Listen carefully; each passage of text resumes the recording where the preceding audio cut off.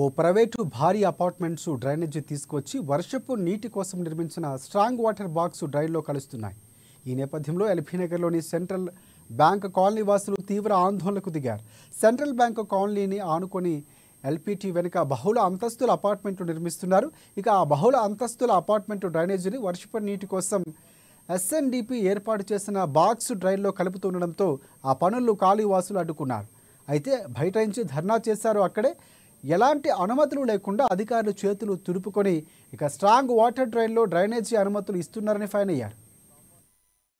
ఈ storm water దాంట్లో sewerage connection కలపడానికి చూస్తున్నారు. దీన్ని మేమందరం కూడా తీవ్రంగా వ్యతిరేకిస్తున్నాము.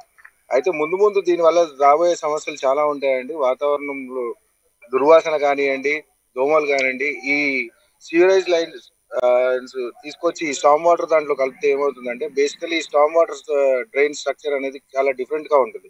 వీటి మాన్యువల్స్ లో సిల్ట్ కనెక్షన్ కోసం అని చెప్పేసి కింద ఒక 1 ఫీట్ పైప్ కి లెవెల్ కాకుండా కింద ఒక 1 ఫీట్ వరకు కిందకు ఉంచుతారు. దాంట్లో ఎప్పుడు కూడా మురుగునీరు అనేది నిలిచిపోతుంది. దానివల్ల అనేక ఆరోగ్య సమస్యలు వస్తాయి. దానికని మేము దీన్ని తీవ్రంగా వ్యతిరేకిస్తున్నాము. అండ్ జిహెచ్ఎంసి వాళ్ళు ఫస్ట్ మాకు వర్క్ చేసేటప్పుడు